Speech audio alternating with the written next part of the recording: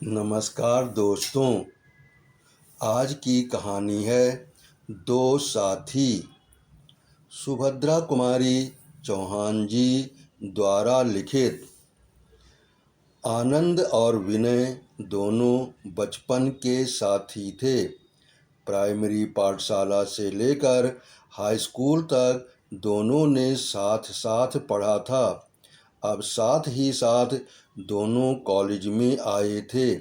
दोनों में गाढ़ी मैत्री थी, परंतु साथ ही साथ विचार विभिन्नता भी काफ़ी मात्रा में थी। दोनों का स्वभाव बिल्कुल भिन्न था। आनंदपूर्ण तो विनय पश्चिम, आनंद पूर्व तो विनय पश्चिम। आनंद अपने नाम के अनुरूप ही आनंद प्रिय था। स्वभाव से वह उदार, साहचर्य, प्रेमी, मिलनसार और कुछ अभिमानी था। रुपयों का उसके पास कोई मूल्य न था। जिस दिन उसके पास मनी ऑर्डर आता, उस दिन से लगातार वो तब तक खर्च करता जब तक उसके रुपये चुक न जाते। वह बराबर दोस्तों की खातिर तवाज़ो करता। इसमें बहुत सा रुपया व्यर्थ उठ जाता। उसे इसकी याद ही न रहती कि कॉलेज की फीस भी देनी है, अथवा और भी 10 खर्च हैं जो महीने भर तक लगे रहेंगे। दूसरे विद्यार्थियों से दूने रुपये पास आने पर भी उसके ऊपर हर महीने होटल वाले और पान वाले की उधारी चढ़ी रहती थी। उसके साथ उठने बैठने वाले लड़कों में से एक भी ऐसा न था जिस पर आनंद ने कुछ न कुछ कभी न कभी खर्च न किया हो। इसके विपरीत विनय मितभाषी, संयमी, कम खर्च और सीधे स्वभाव का था। वह बोलता कम लेकिन अनुभव अधिक करता था। फूंक फूंक पैर रखने की उसकी आदत थी। उसके पास इने गिने पैसे आते थे जिनमें से उसे पूरा खर्च चलाना पड़ता था। किसी का एक पैसा भी उस पर उधार न था। 1000 तकलीफ में होने पर भी वो एक पैसा उधार न लेता था। उसके मित्रों की संख्या भी सीमित थी। बीए पास होने पर दोनों को भविष्य की चिंता थी। अंत में 2 वर्ष तक और साथ रहेंगे, इस आशा के सहारे एक दिन दोनों ने लॉ कॉलेज में नाम लिखाया। लॉ कॉलेज के प्रोफेसर डे की लड़की मैट्रिक की परीक्षा की तैयारी कर रही थी। गणित में वह कुछ कमज़ोर थी। एक ट्यूटर की आवश्यकता थी। विनय गणित का एक मेधावी विद्यार्थी रह चुका था, अतएव उसे यह ट्यूशन मिल गई। कुछ समय बाद उसे 2 और विद्यार्थी गणित पढ़ाने को और मिल गए। उसे 40 रुपये माहवार मिलने लगे। प्रोफेसर डे की पत्नी क्रिश्चियन थीं। पति पत्नी दोनों ने अपना धर्म परिवर्तन किया था। प्रोफेसर डे बंगाली हिंदू ही रहे। वे मूर्ति पूजा करके रोज नियम से कृष्ण की उपासना करते और उनकी पत्नी इतवार को गिरजे जाती थीं। उनकी लड़की मीरा का झुकाव हिंदू धर्म की ओर था। माँ उसे मेरी और पिता मीरा कहते थे। मीरा पिता की तरह मूर्ति की उपासना करती और उसके 2 छोटे भाई माँ के साथ गिरजे जाते थे। मीरा का झुकाव हिंदू धर्म की ओर देखकर उसकी माँ प्रायः कुपित रहती थीं। उसे गंवार, बेवकूफ़ इत्यादि संबोधन से पुकारा करती। माँ बेटी में बहुत अंतर था। माँ साया पहनती तो बेटी साड़ी।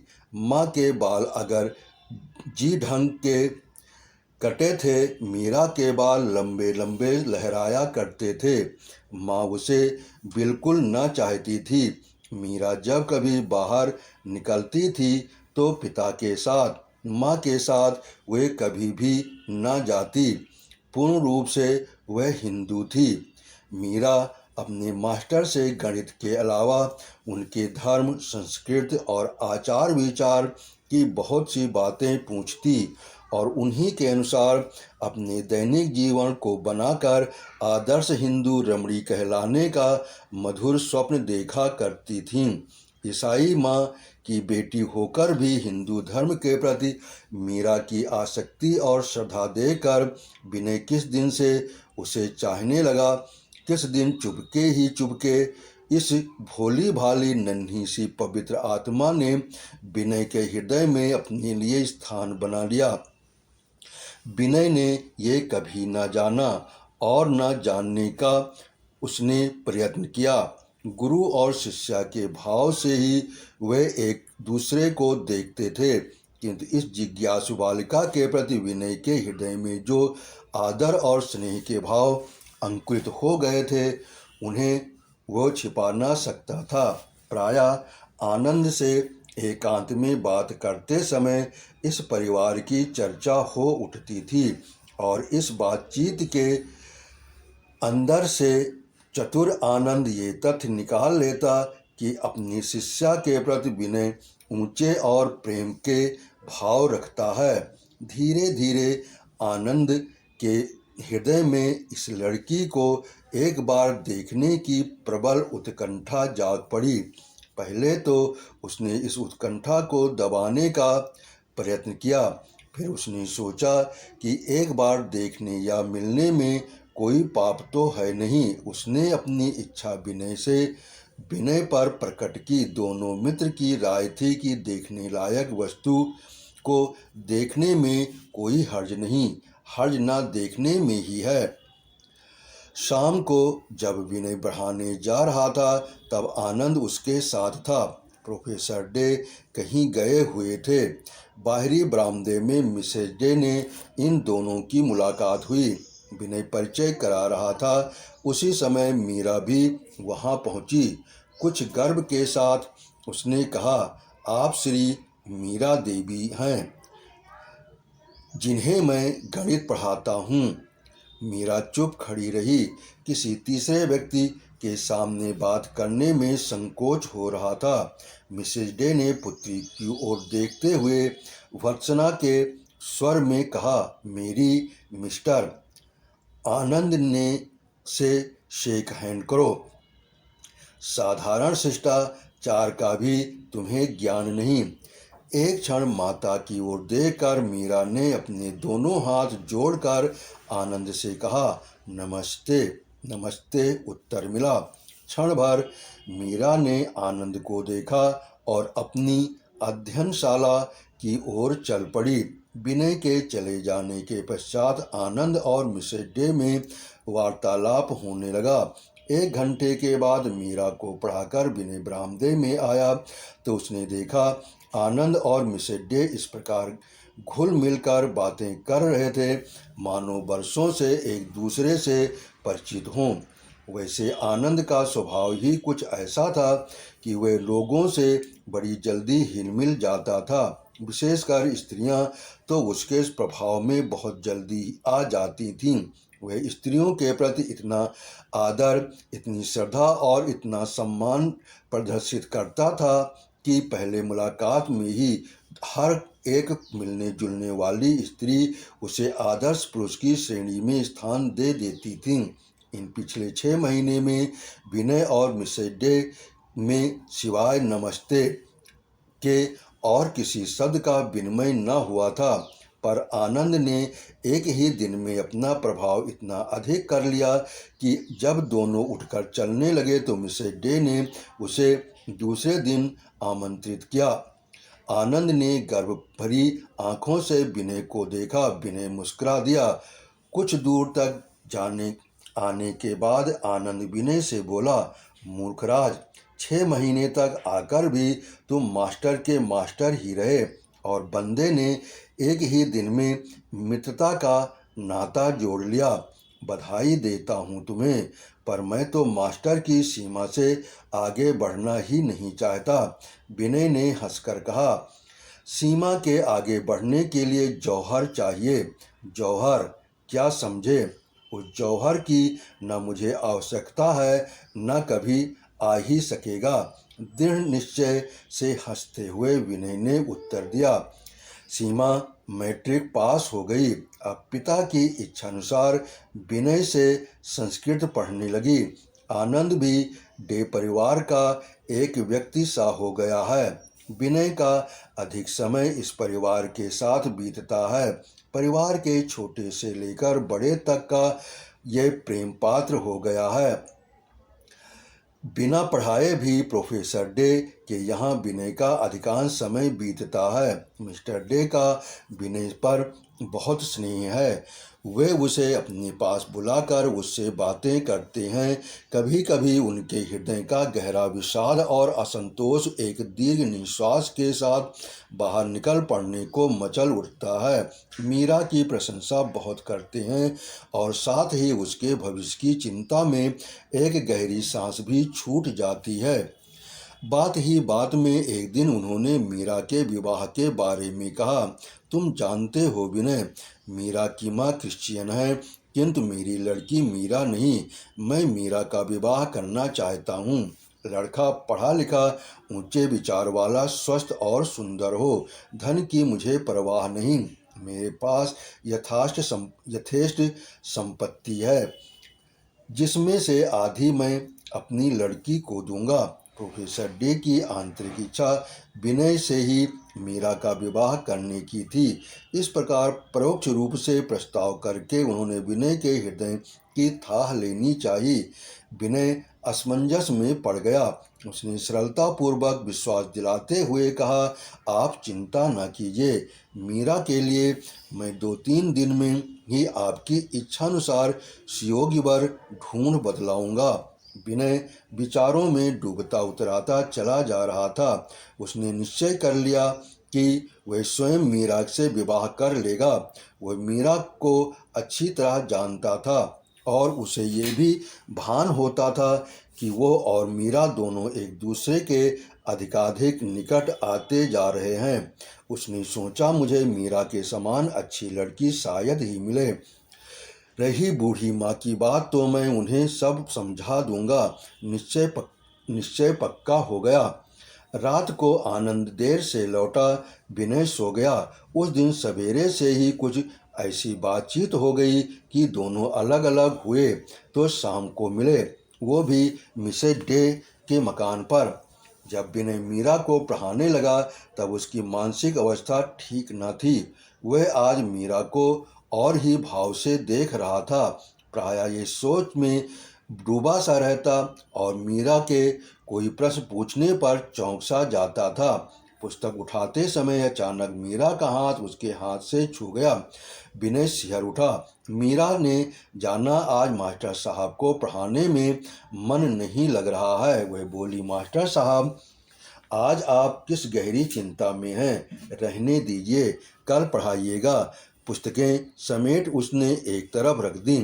ठीक कहती हो मीरा, सचमुच आज मेरा जी पढ़ाने में नहीं लग रहा है, कल पढ़ाऊंगा। प्रोफेसर साहब हैं कहाँ? विनय ने पकड़े जाते देखकर कहा। मीरा ने भीतर से आकर पान रखते हुए कहा, पिताजी कहीं गए हैं, अभी आते ही होंगे। विनय एक बार साहस करके मीरा से विवाह के बारे में सम्मति लेना चाहता था, किंतु साहस न कर सका। उसने अनायास ही मीरा से प्रश्न किया, अच्छा मीरा, तुमने भविष्य में अपने लिए क्या निश्चय किया? अभी मैं क्या निश्चय करूंगी, पिताजी तो हैं, परंतु फिर भी इतना निश्चय है कि मेरी जीवन यात्रा एक हिंदू नारी के उच्चतम आदर्शों को लेकर ही प्रारंभ होगी। विनय ने संतोष की एक सांस ली। प्रोफेसर साहब आए नहीं, देर काफ़ी हो गई थी, अतः वह चल पड़ा। फाटक पर ही आनंद से उसकी मुलाकात हुई। विनय ने उसे अंदर जाने से रोककर ये कहते हुए उसे किसी गूढ़ विषय पर आनंद से परामर्श करना है घसीट कर अपने साथ ले लिया। दोनों अपने कमरे में जा बैठे। विनय ने कल से लेकर आज तक ही सब घटनाएं आनंद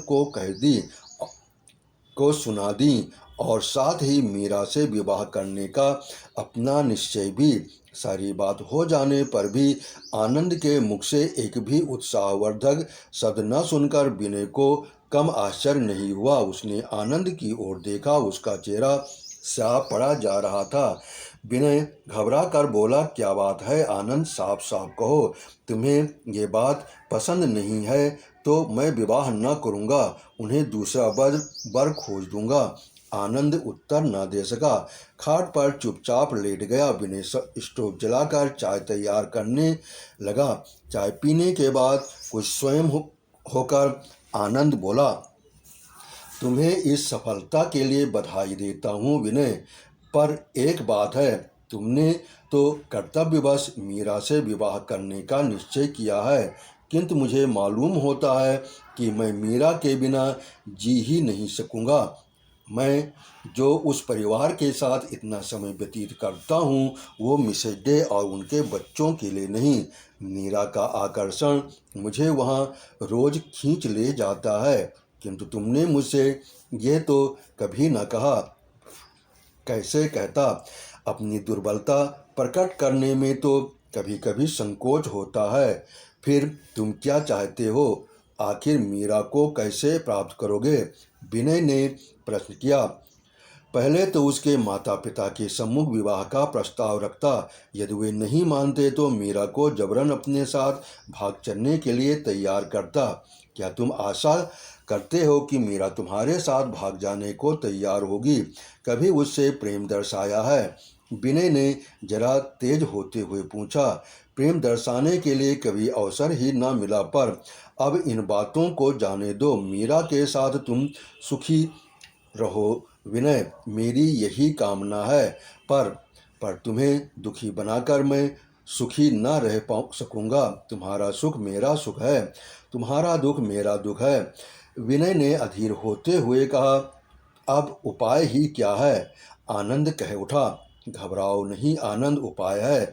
मीरा के पिता से अभी मैंने कुछ नहीं कहा, उन्हें तुम्हारा नाम सुझा दूंगा। कहते हुए विनय ने गहरी सांस ली और पलंग पर लेट गया। सवेरे से विनय ने जिस सोने के संसार की रचना की थी वह एक हल्के से हवा के झोंके से गिरकर मिट्टी में मिल गया।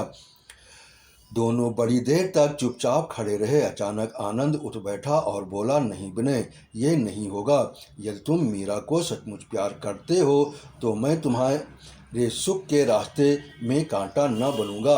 विनय गंभीरता से बोला, मीरा को मैं प्यार करता हूँ या नहीं, सवाल ये नहीं है। सच बात तो ये है कि मैं तुम्हें दुखी नहीं देख सकता। मुझ में कष्ट सहन की क्षमता है, तुम में नहीं। अंत में यही निश्चय हुआ कि विनय आनंद का नाम प्रोफेसर डे को सुझावेगा। इसके बाद आनंद हल्की तबीयत से सो गया। रात भर तड़पता रहा। सुबह चाय के समय दोनों फिर साथ बैठे। विनय के चेहरे पर मुस्कुराहट थी। उसने आनंद से कहा, आनंद, तुम्हारे लिए मैं मीरा को त्याग करके भी मैं मीरा को सहज ही ना भुला सकूंगा। इसलिए उचित यह है कि तुम्हारे विवाह के पहले मैं यहाँ से कहीं चला जाऊँ। जाने से पहले मैं मीरा को कुछ उपहार स्वरूप दे जाऊँगा। उसमें तो तुम्हें कोई ऐतराज नहीं होना चाहिए। कुछ ठहर कर उसने फिर कहा, एक बात और आनंद, इसे भूलना मत। देखो, मीरा को कभी किसी प्रकार का कष्ट न देना। अगर मुझे मालूम हुआ कि तुमने उसे कभी किसी तरह का कष्ट दिया है तो मित्रता भूल जाऊंगा। तुमसे उसका बदला लिए बिना न रहूँगा। इसे मजाक न समझना, बहुत सोच समझकर कह रहा हूँ। किंतु विनय, तुम्हें खोकर क्या मीरा के साथ मैं सुखी रह सकूंगा? तुम्हारा अभाव तो मुझे कदम कदम पर खटकेगा। आनंद के स्वर में भर्राहट थी, पीड़ा का आभास था। कॉलेज के जीवन के बाद तो हमें अलग होना ही पड़ता। इसके लिए हृदय को दुर्बल न बनाओ, पर एक बार तू कहो कि मीरा को कभी कष्ट ना दूंगा। विनय का गला भरा आ रहा था। विनय, मैं मीरा को कभी किसी प्रकार का कष्ट ना होने दूंगा। आनंद आगे कुछ ना कह सका, आंखें भर आई थीं। शाम को आकर विनय ने प्रोफेसर डे से मीरा के लिए आनंद का नाम सुझाया। प्रोफेसर डे के चेहरे पर प्रसन्नता न दिख सकी जिसकी आशा विनय को थी। साथ ही विनय ने कहा, मैं किसी आवश्यक कार्य से बाहर जा रहा हूँ, जल्दी ही लौट कर आऊँगा। विनय वहाँ से उठकर मीरा के पास गया। मीरा पढ़ने की प्रतीक्षा में बैठी थी। विनय ने अपनी को संभालते हुए कहा, मीरा, मैं आज भी तुम्हें ना पढ़ा सकूँगा। मैं ज़रूरी काम से बाहर जा रहा हूँ, कब लौटूँगा कह नहीं सकता। मैं तुम्हारे लिए कुछ पुस्तकें लाया हूँ, इन्हें ध्यान से पढ़ना और समझना। आवाज़ में एक दर्द था, एक अनुग्रह था। मीरा के सामने किताबों का ढेर लगाकर एक अंगूठी मीरा की उंगली में पहनाते हुए कहा, इसे कभी उंगली से अलग न करना। मैं कहीं भी रहूं, इससे मेरी आत्मा को संतोष होगा। उत्तर की प्रतीक्षा किए बिना ही वह तेजी से कमरे से बाहर हो गया। मीरा उठकर आई। वो कुछ पूछना चाहती थी, पर तब तक साइकिल उठाकर विनय बहुत दूर तक जा चुका था। लौटकर मीरा ने देखा, अंगूठी पर मीरा खुदा हुआ था और किताबों पर सुंदर सुंदर अक्षरों में विनय की कलम से उसका नाम लिखा था। किताबें ऊंचे दर्जे के भारतीय साहित्य और हिंदू धर्म के संबंध रखने वाली थीं। विनय का आज का व्यवहार भोली भी मीरा समझ न सकी। यदि एक बार भी वो विनय की ओर आंख उठाकर देखती तो उसके हृदय का प्रचंड विषाद मीरा की समझ में आ जाता। पर मीरा में इतनी समझ कहाँ थी। मीरा इसी चिंता में उदास बैठी थी कि आनंद आ गया। मीरा का जी कुछ हल्का हुआ। उसने सोचा, इनसे विनय के बारे में कुछ जान सकूंगी। आते ही पूछा, क्या आप लोग घर जा रहे हैं? नहीं, ऐसी तो कोई बात भी नहीं है, कहते हुए आनंद अपनी जगह पर बैठ गया। किसने कहा तुमसे? उसने मीरा से प्रश्न किया। मीरा बेचारी क्या कहती, चुप रह गई। कुछ क्षण बाद बोली, परीक्षा हो गई इसलिए पूछा था। हम लोग कब जाएंगे ये तो विनय तय करेगा, आनंद ने कहा, और जाने से पहले तुमसे कह जाएंगे। इतना कहकर वो कुछ मुस्कुराया। मीरा आगे कुछ न कह सकी। मिसेस डे ने चाय के लिए सबको बुला लिया।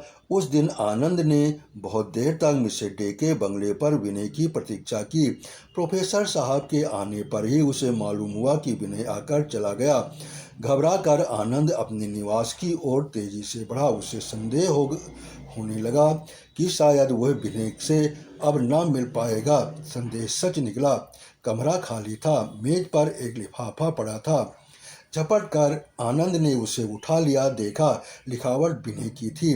सांस रोक कर उसने पढ़ना शुरू किया। भाई आनंद, जा रहा हूँ। जाते समय तुमसे न मिल सका, इससे मुझे दुख है। मेरी चिंता न करना, मैं सदा तुम्हारा मित्र हूँ और रहूँगा। मीरा की रक्षा भी भली भांति करना, उसे किसी प्रकार का कष्ट होने न देना। तुम्हारा अपना विनय। पत्र समाप्त होते ही आनंद को ऐसा लगा कि वह खड़ा न रह सकेगा। वह खाट पर गिर पड़ा और बालकों की भांति फूट फूट कर रोने लगा। न जाने कितनी देर तक रोता रहा। बार बार उसके मस्तिष्क में यही प्रश्न उठता रहा, मीरा के लिए उसे कितना गहरा मूल्य चुकाना पड़ा है। उसका बचपन का साथी, साथ छात्र जीवन की अंतिम घड़ियों का साथी, उसका बाल बंधु विनय आज उसे अकेला छोड़कर कहीं चला गया है। आज ही समझ पाया कि विनय को कितना प्यार करता था। न जाने किस अशुभ घड़ी में वह प्रोफेसर डे के घर गया था। वहाँ मीरा रूपी दीवार आकर दोनों मित्रों के बीच में खड़ी हो गई। वे इस प्रकार एक अनिश्चित अनजाने समय के लिए अलग हो गए। अगर उसे कभी अभी विनय मिल जाए तो वो विनय से कहे, छोड़ो ये सब, मीरा का अब ध्यान भी ना करेंगे हम लोग। अब तक जैसे रहते थे वैसे ही रहेंगे। मीरा क्या, संसार की कोई भी शक्ति हम दोनों को अलग ना कर सकेगी। किंतु वे विचार केवल विचार ही रह गए। जिस समय दुखित होकर आनंद इस प्रकार रो रहा था, उस समय विनय का विषाद से ओतप्रोत शरीर रेल पर बैठा हवा के साथ उड़ा जा रहा था। कहाँ जाएगा, क्या करेगा, विनय कुछ न जानता था। वह तो केवल आनंद से दूर, मीरा से दूर किसी अनिश्चित स्थान में जा रहा था। जब तक वह अपने हृदय की सारी दुर्बलताओं को धोकर बहा न देगा, तब तक विनय न तो मीरा से मिलेगा न आनंद से। आनंद उसका मित्र है, मीरा आनंद की पत्नी। विनय दोनों की मंगल कामना करता है। मीरा और आनंद के विवाह को आज 5 साल हो गए। मीरा अब 2 संतानों की माँ है। पहला लड़का 3.5 साल का और दूसरा 1.5 साल का है। पिछले साल से इस छोटे से परिवार पर बड़ा ही भीषण आर्थिक संकट उपस्थित हो गया। विवाह के समय आनंद को दहेज के तौर पर 10,000 रुपये प्रोफेसर डे से मिले थे, साथ ही रहने के लिए एक बंगला भी। किंतु पास में रुपया होने और कोई रोक टोक न होने के कारण फिजूल खर्ची होने लगी। आनंद की आदतें और भी बिगड़ गईं। परिणाम ये हुआ कि 5 साल में 5 रुपये भी शेष न रह सके। ईसाई मत की बेटी से विवाह करने के कारण परिवार वाले ने आनंद का बहिष्कार कर दिया था। इधर 2 साल हुए प्रोफेसर डे ने भी इस संसार को छोड़ दिया। मिसेस डे ने एक एंग्लो इंडियन से पुनर्विवाह कर लिया, इसलिए आनंद को आर्थिक सहायता कहीं से भी न मिल सकती थी। मीरा के जेवर कीमती उपहारों को बेच बेच कर किसी प्रकार घर का काम चल रहा था। पहले प्रोफेसर डे के और मीरा के बहुत आग्रह करने पर भी आनंद वकालत करने को तैयार न हुआ था। अब मुश्किल भी फीस की 150 रुपये कहाँ से लाए। नौकरी के लिए भी बहुत कोशिश की, पर कहीं ऐसी नौकरी न मिली जिसे वो अपनी मर्यादा के योग्य समझता। इस बीच उसने दुर्व्यसन भी बढ़ चले। उसे शराब से वैसे भी घृणा न। अब ज्यों ज्यों दुर्दिन आते गए, त्यों त्यों मद्य प्रेम बढ़ता गया। आर्थिक कठिनाइयों के साथ साथ शराब पीने की सहूलियत बढ़ती गई। पहले वो रात को ही पीता था, अब तो 24 घंटे में से 1 घंटा भी ऐसा न था जो शराब पीने के लिए उपयुक्त न हो। हालत यहाँ तक बिगड़ी कि घर में स्त्री बच्चों को भोजन की व्यवस्था के पहले उसे बोतल की चाह लगी रहती थी। कभी कभी दिन और रात वो न जाने कहाँ बिता देता और घर आने पर मीरा से रुपयों की फरमाइश करता। बात फरमाइश पर ही समाप्त न होती, मारपीट गाली गलौज तक नौबत आ पहुंचती। लज्जा के मारे मीरा कुछ बोलती न थी। जब तक गहने या कोई बेचने वाला सामान उसके पास रहा तब तक देती रही, पर अब कुछ भी शेष न बचा। यहाँ तक कि उसने अपनी कुछ कीमती साड़ियाँ भी आनंद को उठाकर दे दी। किंतु पीने के बाद उसे आनंद की तृष्णा और भी बढ़ जाती थी। न तो उसके विवेक रह जाता था, न बुद्धि। नशे में वो भूल जाता था कि मीरा कहाँ से पैसा ला सकती है। पैसों के लिए वो उसे डांटता, उससे लड़ता और कभी कभी बड़ी निर्दयता से मारता भी था। बात यह न थी कि नशा उतरने पर उसे अपनी इस कृत्य पर ग्लानि न होती हो। नशे में जो आनंद ज्वालामुखी बन जाता था, वही नशा उतरने पर मीरा से क्षमा मांगता, शराब न पीने का वादा करता और अपने वादे पर 2-4 दिन कायम भी रहता। परंतु हाथ में कुछ भी पैसा आया, आनंद फिर शराब का साथी और बाद में पश से गया बीता हो जाता था। इधर कई दिनों से मीरा की अंगूठी पर जो विनय ने उपहार स्वरूप दी थी, झगड़ा चल रहा था। आनंद अंगूठी बेचना चाहता था और मीरा उसे देना न चाहती थी। मीरा के जीवन की कटुता को बढ़ाने में मिसेस डे का पुनर्विवाह एक नए अध्याय के रूप में खुल गया था। उसे बात बात पर आनंद ताने देता कि आखिर वो अपनी माँ की बेटी है। उन्होंने प्रोफेसर डे को मारकर दूसरी शादी कर ली, तुम भी मुझे मारकर वही करोगी, इसलिए अंगूठी पर तुम्हारा इतना मोह है। उसे देती नहीं। मीरा ने जबान पर ताला डाल लिया था, हृदय पत्थर का बना रखा था। सब कुछ सुनती, सब कुछ सहती, पर जवाब न देती। इसी अंगूठी के पीछे एक दिन आनंद झगड़ कर चला गया। 2 दिन तक घर के छोटे छोटे बच्चों को भूख से रोते बिलखते देखकर किस माँ का हृदय चूर चूर न होने लगेगा। मकान में नीचे कुछ किराएदार रहते थे। महीना पूरा होने को था। मीरा ने सोचा कि कुछ रुपया किराए के मांग लूं, पर जब खबर भेजी गई तो पता चला किराया आनंद पहले ही ले चुके हैं। विनय एक कॉलेज में गणित का प्रोफेसर हो गया था। उधर कई दिनों से उसकी अंतरात्मा अपने मित्र आनंद और मीरा से मिलने के लिए अकुला रही थी। वो अपनी दुर्बलताओं पर विजय पा चुका था, अतः वो पिछड़े हुओं से मिलने चल पड़ा। मोटर से ही यात्रा करने का निश्चय किया। विवाह से पहले जो बंगला प्रोफेसर डे मीरा को देने वाले थे वहां पहुंच गया। लोगों से उसे पता ज्ञात हो गया। उसने सोचा कि बिना सूचना दिए चुपके चुपके जाकर उन्हें आश्चर्य में डाल दूंगा। चोरों की तरह जीने से चढ़कर जब विनय ऊपर पहुंचा तो देखा छज्जे पर दोनों बच्चे बैठे हैं। देली पर जीने की तरफ पीठ किए मीरा बैठी है। सामने थोड़े से भुने चने पड़े हैं, उन्हें छील छील कर बच्चों को खिला रही है। विनय स्तब्ध सा खड़ा रह गया। ये वही मीरा है और ये मेरे आनंद का निवास स्थान है। फिर उसने सोचा, मैंने गलती तो नहीं की। इतने में ही मीरा ने जो पीछे देखा तो खड़ी हो गई। स्वाभाविक हंसी के साथ बोली, मास्टर साहब आप हैं, आइए। बहुत दिनों के बाद हम लोगों की याद आई। कुर्सी पर बैठते बैठते विनय ने पूछा, आनंद कहाँ है? मीरा क्या जवाब दे, उसका चेहरा उतर सा गया। अपनी फटी धोती संभालती हुई बोली, बाहर गए हैं, अभी आते होंगे ठहर कर। उसने कहा, कहाँ? हाँ देखिए, मैंने आपकी अंगूठी कभी अंगुली से नहीं निकाली, फिर भी आप हम लोगों को भूल गए। विनय ने पूछा, ये बच्चे तुम्हारे हैं? उसने सरसरी तौर से मकान के चारों ओर नजर डाली। मकान का पुराना वैभव जहाँ तहाँ अब मरणोन्मुख अवस्था में दृष्टिगोचर हो रहा था। भीषण दरिद्रता इन सब का उपहास करती हुई अट्टहास कर रही थी। इसी समय छोटे बच्चे के सामने का छिला हुआ चना खत्म हो गया और वो भूख के मारे चिल्लाने लगा। मीरा चने छील छील कर खिलाने लगी। बच्चे ने चने फेंक दिए और दूध मांगा। मीरा आश्वासन दे सकी, दूध नहीं। बच्चा मचल उठा।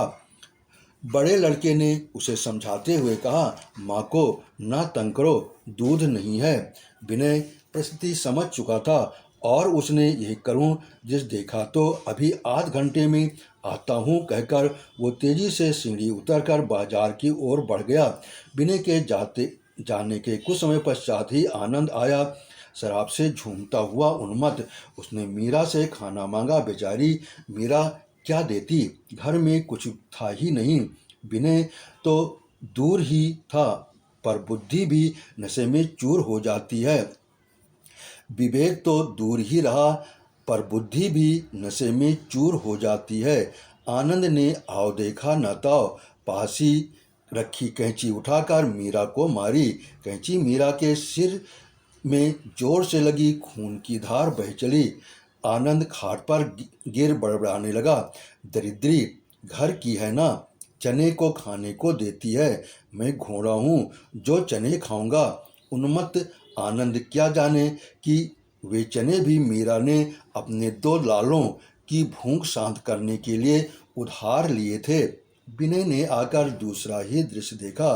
खून से सनी मीरा बड़े बच्चे का हाथ पकड़े और छोटे को गोद में लिए एक तरफ खड़ी थी। आनंद आंखें बंद किए खाट पर पड़ा बड़बड़ा रहा था। मिठाई और फलों की टोकरी विनय ने फर्श पर रखी।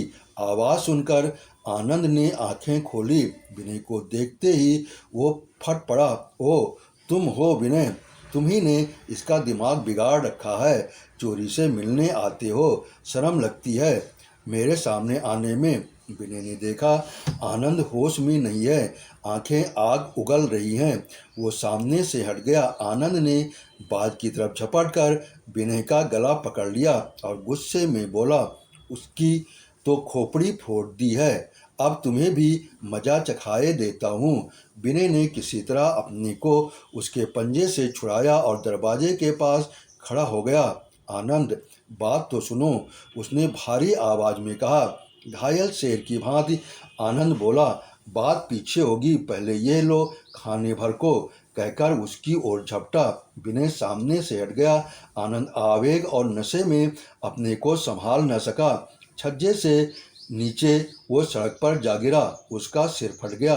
बेहोश आनंद को उठाकर विनय और कुछ पड़ोसी ऊपर ले आए।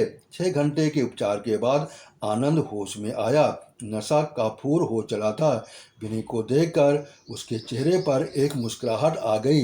विनय, क्षमा करो, गरीब मीरा को मैंने बहुत सताया। आनंद ने मीरा की ओर देखा। उसकी आंखें क्षमा की प्रार्थना कर रही थीं। विनय कुछ न कह सका। आंखें भर आईं। आनंद ने अपने पुराने प्रेम में घुलकर कहा, छी विनय, रो मत। ऐसा तो अंत मेरा तो अंत ऐसा ही होने वाला था। शराब ने मुझे कहीं का न रखा। अब सब कुछ समझता हुआ भी मैं शराब पीना न छोड़ सका। विनय, थोड़ी ब्रांडी पिलाओ। मेरी शक्ति जीर्ण होती जा रही है। मुझे तुमसे बहुत बातें करनी है।